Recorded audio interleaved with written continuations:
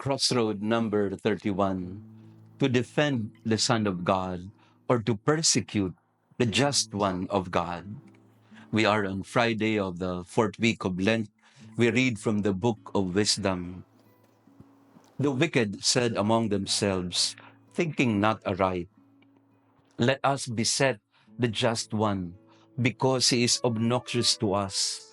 He sets himself against our doings, reproaches us for transgressions of the law, and charges us with violations of our training. And further on, the book of wisdom tells us, for if the just one be the Son of God, he will defend him and deliver him from the hand of his foes. With revilement and torture, let us put him to the test, that we may have proof of his gentleness and try his patience.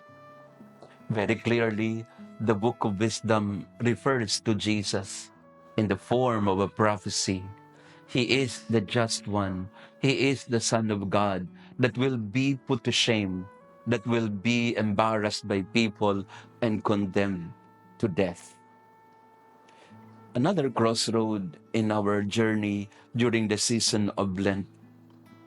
How do we treat the just ones?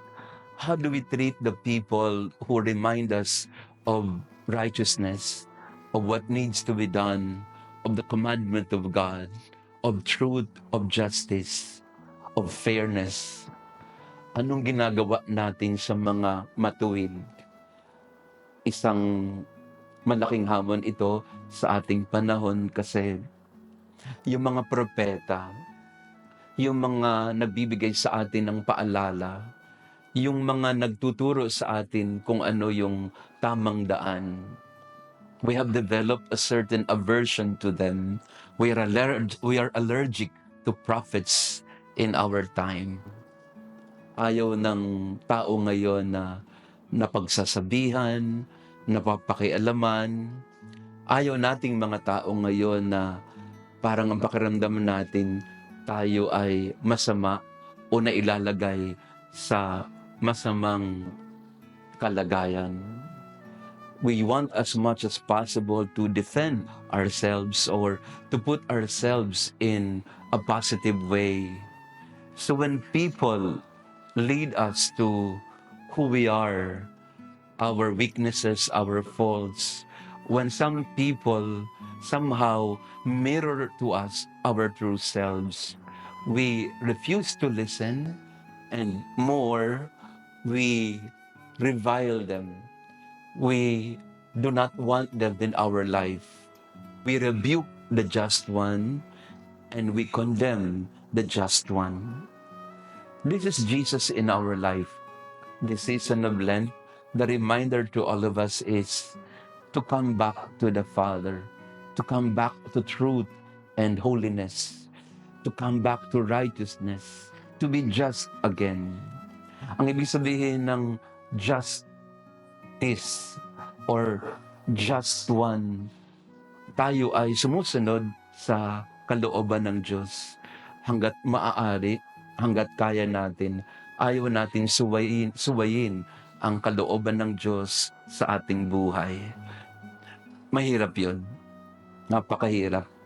Kasi mas gusto natin kung ano yung ating mga kinahihiligan, our inclinations, our addictions. I've been talking about addictions lately because these addictions too often draw us away from God. Nilalayo tayo sa Panginoon.